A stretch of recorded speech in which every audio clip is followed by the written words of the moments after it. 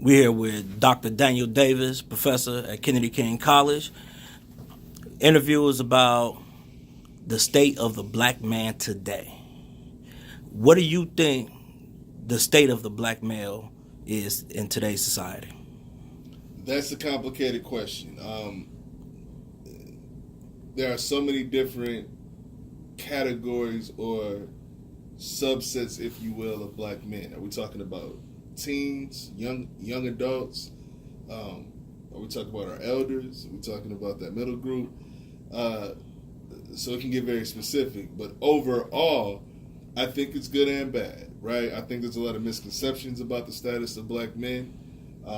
If you ask the majority of people, are there more black men in college or prison? Most will say prison, even though most of us, or by comparison, more of us are in college than prison.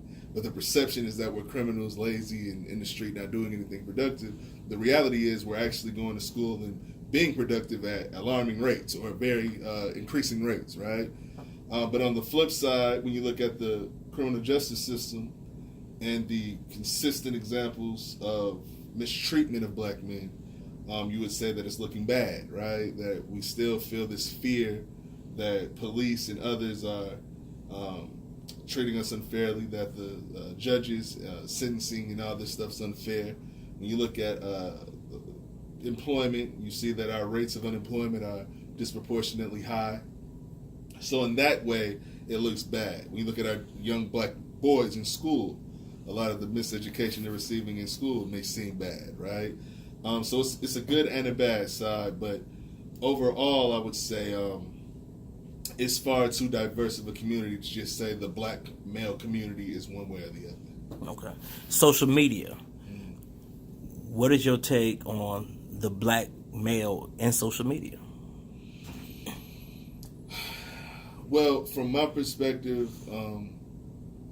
as someone from the hip hop generation and someone who teaches hip hop courses, and again, who considers himself part of that community, I'm going to look at it from that perspective. And unfortunately, I see social media driving a lot of violence that we see in the community, right? I see a lot of young men beefing over social media and it turning into real physical contact, shootings, violence, and whatnot.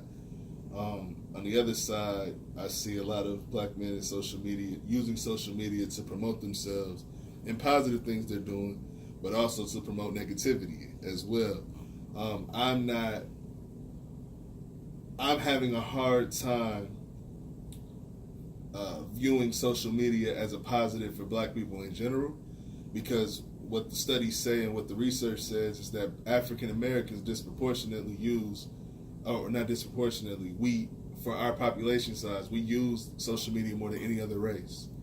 However, while it can be a tool for positivity, for marketing, for business, we tend to use it for vanity purposes, taking selfies and shit and stuff. Sorry, and showing that out. and showing materialism, individualism, and just wasting time. Right. So my perception of African Americans in social media is not a good thing. I don't see it in a positive light.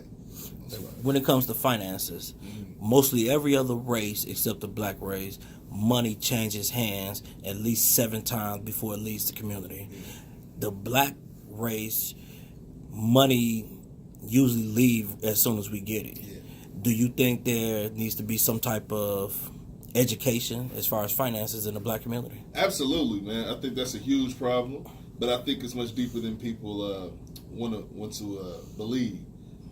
You can't tell a bunch of people that have self-hatred issues, a bunch of people that don't like themselves or people that look like them, to look out for one another, right? It's not that simple.